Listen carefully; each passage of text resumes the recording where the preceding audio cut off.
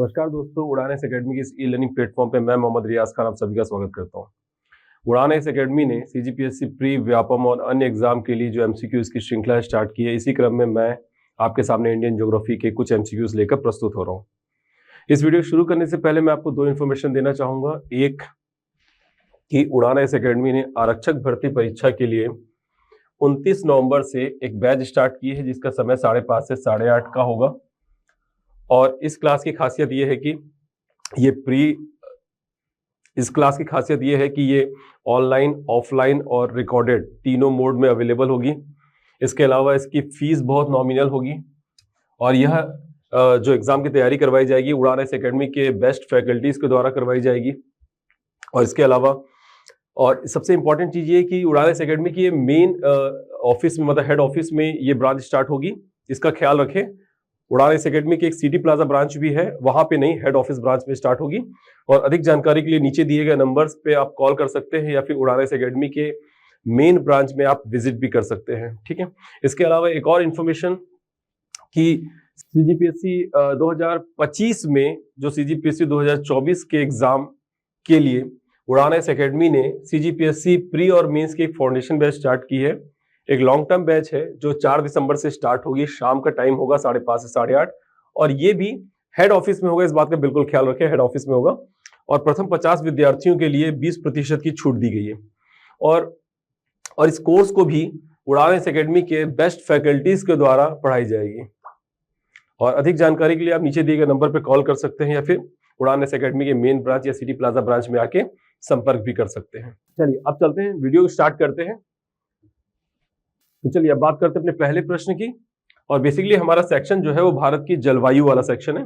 Start करते हैं भारत की जलवायु। सबसे पहला प्रश्न कथन और कारण का ये प्रश्न है। कथन कह रहा है कि पिछले 2 दशकों में, हर एक 10 साल को हम एक दशक कहते हैं, तो 2 दशक मतलब 20 साल की बात हो रही है, में उत्तर भारतीय मैदानों में बाढ़ की बारंबारता बढ़ गई है। कहने का मतलब ये कि उत्तर भारत में पिछले 20 सालों में बाढ़ की फ्रीक्वेंसी क्या हो चुकी है, बढ़ गई है। कारण क्या कहता है कि गाद यानी कि सिल्ट, गाद का मतलब होता है इंग्लिश में सिल्ट कहते हैं, गाद के निक्षेपण के कारण, बात करता हूं गाद किसको कहते हैं, गाद के निक्षेपण के कारण नदी घाटियों की गहराई में कमी हो गई है। गाद देखिए, मिट्टी में मौजूद होते हैं कण, मिट्टी कणों की मिलकर बनती है, कण होते हैं और कण के आकार के आधार पर मिट्टी को हम जनरली 3 भागों में बांटते हैं। एक वो जिनके कण का आकार 0.3 mm से क्या हो, ज्यादा हो, उसको हम कहते हैं सैंडी यानी कि बालू। कण का आकार 0.3 से 0.02 mm के बीच में हो तो इसको कहते हैं सिल्ट यानी गाद। और अगर कण का आकार 0.02 mm से भी क्या हो, कम हो, तो उसे बोलते हैं क्ले यानी कि चिकनी या चीका मिट्टी, चिकनी या चीका मिट्टी, क्ले यानी बारीक मिट्टी, महीन मिट्टी। तो यहां पर आप जनरली देख रहे हैं, हम बात कर रहे हैं सिल्ट की यानी गाद की। तो नदियां अपने साथ जो गाद बहाकर लाती है उसका निक्षेपण कर रही है नदी घाटी क्षेत्र में, जिसकी वजह से उसकी गहराई क्या होती जा रही, कम होती जा रही। बात करते हैं उस पर। अब देखिए, हिमालय एक है नवीन युवा वलित पर्वत, और नवीन युवा वलित पर्वत की बात करें तो इस नवीन युवा वलित पर्वत होने की वजह से और तैतीस सागर की अवसादी चट्टानों के होने की वजह से यहाँ का आप देखते हैं कि अपर्दन क्या होता है, ज्यादा होता है। जो नवीन पर्वत है उसका अपर्दन ज्यादा होगा, जो पुरानी है उसका ऑलमोस्ट सारा अपर्दन हो चुका होगा, इसलिए अब अपर्दन नहीं होगा। तो नवीन युवा वलित पर्वत होने की वजह से अपर्दन ज्यादा होगा, और अपर्दन ज्यादा होगा तो हिमालय की नदियां जो अपर्दन कर रही है वो अपने साथ जो अवसाद लेकर आएगी, और अवसाद के रूप में किसको लेकर आ रही है, मुख्य रूप से गाद को लेकर आ रही है। और गाद जब मैदानी क्षेत्र में आएंगे तो मैदानों में जो नदियां बहेगी, तो जनरली नदी में ये जो पानी भरा हुआ है, ये नदी के घाटी की गहराई की बात करें तो अवसादीकरण की वजह से जहां पे अवसादें क्या हो जा रही है, नीचे जमा हो जा रही है। जहां नीचे अवसाद जमा हो रहे हैं, जिसकी वजह से नदी का जल स्तर जो है वो ऊपर हो जा रहा है, और नदी का अपने किनारों को पार करके सतह पर नदी का पानी आना क्या कहलाएगा, आपका बाढ़। तो अवसादीकरण की वजह से नदी की घाटी की गहराई क्या होती जा रही, कम होती जा रही, जिसकी वजह से पानी का स्तर बढ़ता जा रहा है, जिसकी वजह से बाढ़ की समस्याएं देखने को मिल रही है। तो यहां पर आप देखिएगा पिछले 2 दशकों में उत्तर भारतीय मैदान में बाढ़ की बारंबारता बढ़ गई है। तो ये कथन सही है, और कारण है गाद के निक्षेपण कारण नदी घाटियों की गहराई में कमी आती जा रही है। ये जो गहराई है, जब अवसादें जमती जाएगी तो उसकी गहराई क्या होती जाएगी, कम होती जाएगी।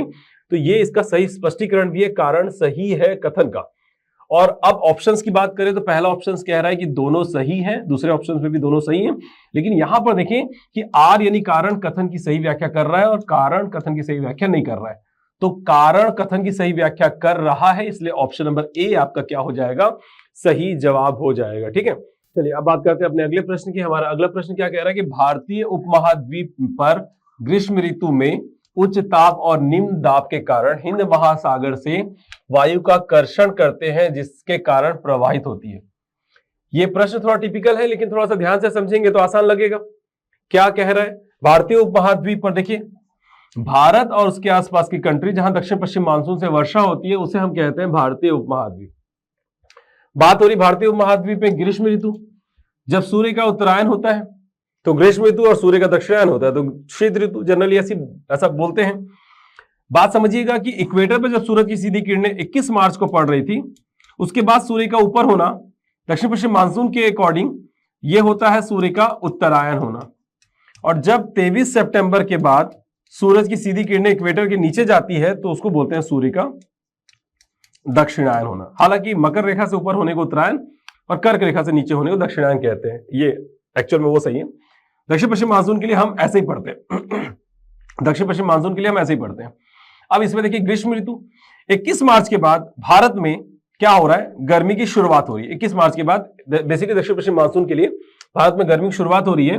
तो सूर्य के उत्तरायण होने पर जो पूरा भारत है, मध्यवर्ती मैदान और प्रायद्वीपीय पठार पर हाई टेम्परेचर पे लो प्रेशर का निर्माण होता है।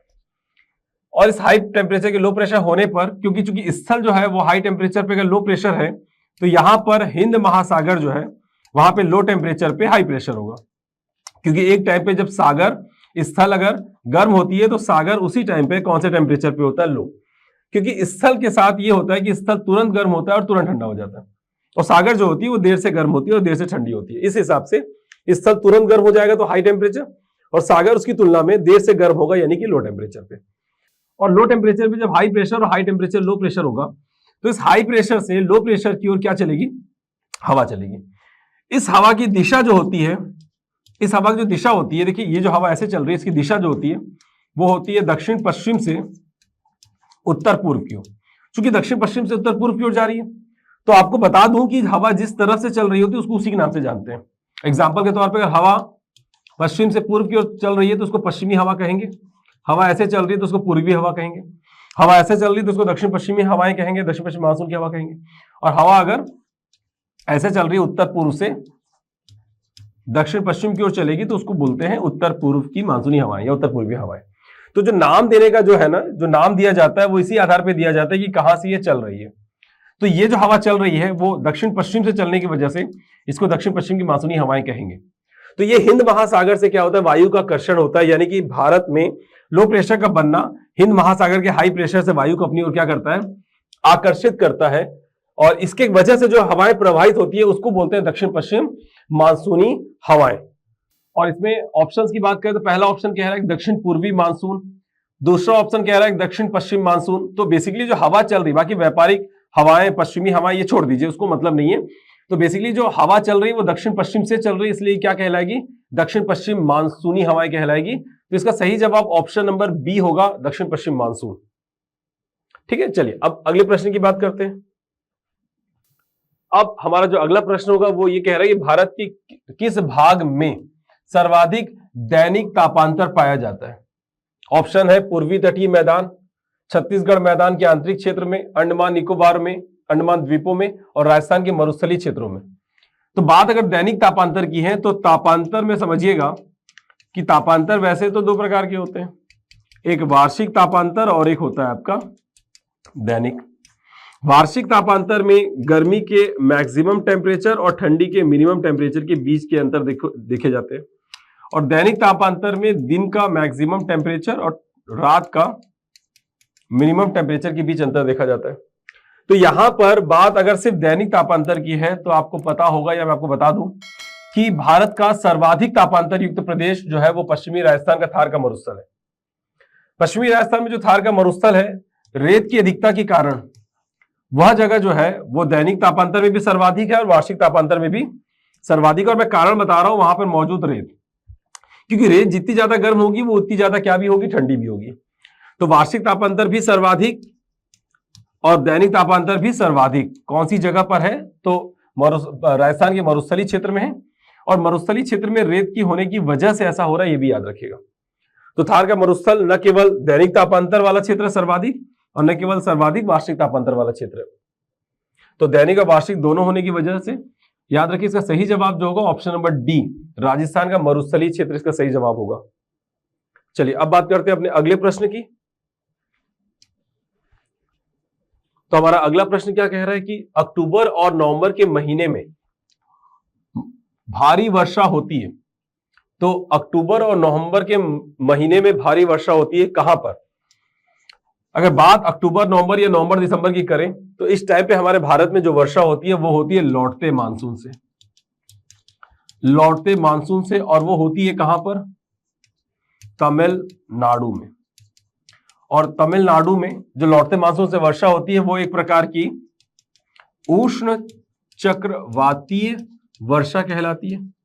तो एक प्रकार की उष्ण चक्रवातीय वर्षा जो तमिलनाडु पे होती है, और इस तमिलनाडु के तट को कौन सा तट कहते हैं? तो कोरोमंडल तट कहते हैं। तो कोरोमंडल तट जो है वो तमिलनाडु के तट को ही बोलते हैं, जो बेसिकली कन्याकुमारी से लेकर, ये आपका कन्याकुमारी से लेकर एक नदी है जिसका नाम है कृष्णा नदी, जो महाराष्ट्र के महाबलेश्वर की पहाड़ी से निकलती है, और आंध्र प्रदेश का जो विजयवाड़ा है वो इसका मुहाना होता है। तो कन्याकुमारी से लेकर कृष्णा नदी के मुहाने तक के क्षेत्र को हम कोरोमंडल तट कहते हैं। तो कोरोमंडल तट पर क्या होती है? भारी वर्षा होती है। चेन्नई में आप देखते हैं खूब बारिश होती है। तो अक्टूबर नवंबर महीने में लौटते मानसून से कोरोमंडल तट पर भारी वर्षा होती है। तो इसका सही जवाब ऑप्शन नंबर सी कोरोमंडल तट होगा। ठीक है, चलिए अब बढ़ते हैं अगले प्रश्न की ओर। अगला प्रश्न भी बहुत इजी है। प्रश्न कहता है कि भारत में वर्षा के बारे में निम्नलिखित कथनों में से कौन सा सही है? वर्षा के बारे में, ठीक है। अब भारत में अधिकांश वर्षा जो है वो दक्षिण पश्चिम मानसून के कारण होती है। देखिए एक बात समझिएगा, दक्षिण पश्चिम मानसून से कुल वर्षा का 75% बारिश होती है। 75% बारिश जो है वो दक्षिण पश्चिम मानसून के कारण होती है भारत में, यानी कि अधिकांश वर्षा। तो पहला स्टेटमेंट आपका सही हो जाता है। दूसरा स्टेटमेंट कहता है कि दक्षिण भारत में वर्षा पूर्वी तटों से दूर होने से घटती जाती है। पूर्वी तटों से दूर होने पे, ये देखिए ये हो गया आपका पूर्वी तट, और पूर्वी तट से जैसे आप आगे बढ़ते जाओगे, देखिए अगर पूर्वी तट पे शुरुआत करता हूं पश्चिम बंगाल से, पश्चिम बंगाल के बाद फिर झारखंड, फिर बिहार, ठीक है, फिर उत्तर प्रदेश, ऐसे करके आप आगे बढ़ते जाओगे तो आप जहां समझिएगा पश्चिम बंगाल में 200 सेंटीमीटर वर्षा होती है, झारखंड में 150, बिहार में 125, पूर्वी उत्तर प्रदेश में 110, पश्चिमी उत्तर प्रदेश में 90, आगे बढ़ने पर दिल्ली में 80, हरियाणा में 75, पंजाब में 80। हालांकि पंजाब में 80 की वजह अरब सागर की मानसूनी हवाओं से है। हालांकि पंजाब में बंगाल की खाड़ी से 70 सेंटीमीटर ही वर्षा होती है। तो जैसे आप आगे बढ़ते जा रहे हो वर्षा क्या होती जा रही है? कम होती जा रही है। इसके अलावा आप उड़ीसा की बात करो, जहां उड़ीसा में 150 सेंटीमीटर वर्षा हो रही है, वहीं पर छत्तीसगढ़ में 125 सेंटीमीटर बारिश होती है। हालांकि अरब सागर से बारिश होगी तो 125 से बढ़कर 150 भी हो जाएगी, वो एक अलग बात है। इसके अलावा आंध्र प्रदेश में अगर 80 है तो और आगे बढ़ेंगे तो पूर्वी कर्नाटक, महाराष्ट्र में, पूर्वी महाराष्ट्र में भी वर्षा क्या हो जाती है? कम हो जाती है। तो पूर्वी तट से दूर होने पर वर्षा क्या होती जाती है? घटती जाती है। तो दक्षिण भारत में वर्षा जो है वो पूर्वी तटों से दूर होने से घटती जाती है। तो ये भी स्टेटमेंट सही है। अब पूछ रहा है नीचे दिए गए कूट का प्रयोग कर सही उत्तर दीजिए। तो पहला और दूसरा दोनों सही है, यानी ऑप्शन नंबर सी आपका क्या हो जाएगा? सही जवाब हो जाएगा। चलिए तो अब बढ़ते हैं अगले प्रश्न की ओर। हमारा अगला प्रश्न क्या कह रहा है कि भारत में मानसूनी वर्षा के संबंध में निम्नलिखित में से कौन सा कथन सही है? किसके बारे में पूछ रहे हैं? भारत में मानसूनी वर्षा के संबंध में निम्नलिखित में से कौन सा कथन सही है? पहला स्टेटमेंट कह रहा है कि यह मुख्यतः स्थलाकृतिक विशेषताओं द्वारा नियंत्रित होती है। स्थलाकृतिक विशेषताएं मतलब, स्थलाकृतिक मतलब स्थल पर बनी आकृति के आधार पर, मतलब पर्वतीय प्रदेश की वर्षा, मैदानी प्रदेश की वर्षा, पठारी प्रदेश की वर्षा, हर जगह की वर्षा क्या होती है? अलग अलग होती है। इसके अलावा मतलब स्थलाकृति जो है वो क्या करती है? मानसून को अपने हिसाब से नियंत्रित करती है। अगर पश्चिमी घाट की बात करें तो देखिए पश्चिमी घाट पे मानसूनी हवाएं रुक जाती है, यानी कि अरब सागर की मानसूनी हवाओं को पश्चिमी घाट रोककर 200 से 300 सेंटीमीटर क्या करवाती है? वर्षा करवाती है। इसके अलावा पर्वतें हैं, पठारें हैं, तो ये सब क्या होती है? इनकी वजह से वर्षा जो होती है अलग अलग जगहों पर अलग अलग होती है। इसके अलावा दूसरा स्टेटमेंट कह रहा है कि वर्षा के वितरण में क्षेत्रीय व मौसमी विभिन्नता है। बिल्कुल, यही स्थलाकृतियां जो है वो अलग अलग क्षेत्रों पे वर्षा अलग अलग करवाती है। अलग अलग जगहों के अलग अलग मौसम होते हैं। जैसे मंगलोर की बात करें, ये मंगलोर की जलवायु अलग, बेंगलोर की जलवायु अलग, ठीक है। तो ये आपका जो वितरण है वो क्षेत्रीय और मौसमी विभिन्नता है यहाँ पे देखने को मिलती है। इसके अलावा तीसरा स्टेटमेंट कह रहा है कि भारी मूसलाधार वर्षा जिसके परिणाम स्वरूप प्रचुर अफवाह होती है, ठीक है। अफवाह मतलब बेसिकली अफवाह लिखा हुआ है। तो जब वर्षा ज्यादा होगी तो अफवाह भी क्या होगा, यानी कि नदियों का प्रवाह भी जो होगा वो बढ़ेगा। जहां वर्षा कम होती है वहां पे अफवाह क्या होता है, कम होता है। मतलब नदियों में पानी की मात्रा क्या होती है, कम। तो वर्षा ज्यादा होगी तो नदी में पानी की मात्रा भी क्या होगी, ज्यादा होगी। तो ये स्टेटमेंट भी आपका सही है। और चौथा स्टेटमेंट कह रहा है कि वर्षा का आरंभ और अंत, यानी वर्षा की शुरुआत और खत्म जो होता है नियमित है और समय पर होता है। तो ये कहना गलत है कि दक्षिण पश्चिम मानसून जो है वैसे तो 1 जून को केरल में दस्तक दे देती है, 15 मई को अंडमान निकोबार में दस्तक दे देती है, नॉर्थ ईस्ट में 30 मई को दस्तक दे देती है, ऐसा हम कहते हैं। ये टाइमिंग है इनके आने का। छत्तीसगढ़ की बात करें, छत्तीसगढ़ में 15 जून को दस्तक दे देती है। लेकिन कई बार मानसून जो है वो पहले भी आया है, कई बार मानसून लेट से भी आया है। याद रखिएगा, एल नीनो के प्रभाव की वजह से, पूर्वी जेट स्ट्रीम की वजह से और भी कई कारणों की वजह से दक्षिण पश्चिम मानसून का समय पर आने, मतलब समय पर ये नहीं आ पाती। तो ये कहना कि वर्षा का आरंभ यानी दक्षिण पश्चिम मानसून की जो आरंभ है और अंत है वो नियमित होता है, ऐसा नहीं है। कई बार अक्टूबर के आखिरी तक बारिश होती है, ठीक है। कई बार सितंबर में बारिश खत्म हो जाती है। तो इसकी जो आरंभ और अंत है वो नियमित और समय पर नहीं है, मतलब ऐसा एग्जैक्ट नहीं कह सकते आप, ठीक है। तो ये जो चौथा स्टेटमेंट है ये गलत है आपका। और अगर पूछ ये रहा है कि नीचे दिए गए कूट का प्रयोग कर सही उत्तर दीजिए, तो सही उत्तर है पहला, दूसरा और तीसरा, यानी ऑप्शन नंबर बी सही जवाब है, चौथा गलत है आपका। चलिए अब बात करते हैं अपने अगले प्रश्न की। तो नीचे दिए गए भारतीय नगरों में सामान्य वार्षिक वर्षा का सही अवरोही क्रम कौन सा है। अवरोही मतलब देखिए, एक आरोही होता है, एक अवरोही होता है। आरोही मतलब बढ़ते क्रम, अवरोही मतलब घटते क्रम। आरोही बढ़ते क्रम, अवरोही घटते क्रम। तो बात घटते क्रम की, मतलब सबसे ज्यादा से कम की ओर बात हो रही है। तो यहां पर अगर देखेंगे तो ये 4 ही शहर दिए हुए जो आगे पीछे अरेंज है। तो सबसे पहले कोच्चि की बात करें तो कोच्चि मतलब आपका केरल वाला क्षेत्र जहां पर 300 सेंटीमीटर वर्षा होती है। कोलकाता जहां पर पश्चिम बंगाल में 200 सेंटीमीटर बारिश होती है। दिल्ली जहां पर 80 सेंटीमीटर बारिश होती है और बिहार जहां पर 125 सेंटीमीटर बारिश होती है। इस हिसाब से कोच्चि, कोलकाता, पटना, दिल्ली, कोच्चि, कोलकाता, पटना, दिल्ली, देखिए कोच्चि, कोलकाता, पटना, दिल्ली, यानी कि ऑप्शन नंबर सी क्या देखने को मिल रहा है कि सही जवाब है ऑप्शन नंबर सी। आसान है, बशर्ते इसके लिए वर्षा का पता होना जरूरी है। वर्षा नहीं पता रहेगा तो फिर दिक्कत हो जाएगी, ठीक है। अब बात करते हैं अपने अगले प्रश्न की। हमारा अगला प्रश्न क्या कह रहा है, कथन कारण का प्रश्न है। कथन कह रहा है कि बंगलोर में मंगलोर की अपेक्षा काफी अधिक औसत वार्षिक वर्षा होती है। देखिए पहले तो समझ जाइए कि ये जो आपका मंगलोर है और यहां पर जो आपका बंगलोर है, बंगलोर जो है वो पश्चिमी घाट के वृष्टि छाया प्रदेश में पड़ता है। इसके अलावा एक ही अक्षांश पर है लेकिन जलवायु में भिन्न है। क्यों? क्योंकि जहां मंगलोर तट पर होने की वजह से यहां पर वर्षा जो होगी, हालांकि यहाँ की जलवायु आर्द्र होगी और वहां की जलवायु शुष्क होगी, वो भी अर्ध शुष्क बोला जाता है। यहां पे वर्षा 250 सेंटीमीटर के आसपास होती है और बंगलोर की वर्षा एक वृष्टि छाया प्रदेश होने की वजह से 60 से 65 सेंटीमीटर होती है। जहां पे वर्षा अधिक होने की वजह से यहाँ पे सदाबहार वनस्पति देखने को मिलेगी और यहाँ पे वर्षा कम होने की वजह से यहाँ पर अर्ध मरुस्थलीय वनस्पति देखने को मिलती है। ये पता रहना चाहिए थोड़ा सा। तो बंगलोर में मंगलोर की अपेक्षा काफी अधिक औसत वार्षिक वर्षा होती है, स्टेटमेंट गलत है। उल्टा कहता तो सही होता, मंगलोर में बंगलोर की अपेक्षा अधिक बारिश होती है, लेकिन उल्टा कह दिया तो गलत हो जाएगा। कारण की बात करें तो बंगलोर को दक्षिण पश्चिम तथा उत्तर पूर्वी मानसून दोनों से वर्षा होने का लाभ मिलता है। बंगलोर की बात करें तो बंगलोर में जब दक्षिण पश्चिम मानसून से बारिश होती है तो दक्षिण पश्चिम मानसून की बे ऑफ बंगाल शाखा से बारिश होती है। अरब सागर का तो वो वृष्टि छाया प्रदेश हो जाता है, तो बे ऑफ बंगाल से बारिश होती है। और जब लौटते मानसून से तमिलनाडु में बारिश होती है तब भी बंगलोर को वर्षा प्राप्त होती है। तो बंगलोर को दक्षिण पश्चिम और उत्तर पूर्वी मानसून दोनों से वर्षा प्राप्त होती है। तो यहां पर आप देखेंगे कि पहला आपका, देखिए पहला गलत है और दूसरा आपका क्या है, सही है।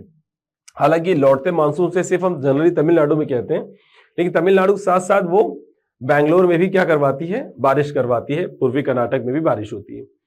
तो ए गलत है और आर सही है, यानी कथन सही गलत है और कारण सही है। तो ऑप्शन नंबर डी आपका क्या हो जाएगा, सही जवाब हो जाएगा। अब बात करते हैं अपने अगले प्रश्न की। हमारा अगला प्रश्न है, भारत के संदर्भ में निम्नलिखित में से कौन सा कथन सही नहीं है। देखिए बहुत ज्यादा इसमें यह रहता है कि सही नहीं है पूछ रहा है, यानी कि असत्य है ये पूछ रहा है। तो सत्य को पहले अलग कर लो तो असत्य अलग हो जाएंगे। तो सत्य क्या है, देखिए देश के लगभग 1/3 क्षेत्र में वर्ष भर 750 मिलीमीटर यानी कि 75 सेंटीमीटर से अधिक वर्षा होती है। तो ठीक है, 75 सेंटीमीटर उससे अधिक अगर बारिश की बात करूं तो 1/3 क्षेत्र में या उससे ज्यादा 1/3 क्षेत्र ऐसे हैं जहां पर 75 सेंटीमीटर से अधिक वर्षा होती है। तो ये आपका सही है। बहुत सारी जगह ऐसी है जहां पे 75 सेंटीमीटर ज्यादा बारिश होती है। ठीक है, देश में सिंचाई की प्रमुख स्रोत कुआं है। तो आपको बता दूं देश में सिंचाई का प्रमुख स्रोत की बात करूं तो वो आपका नहर है।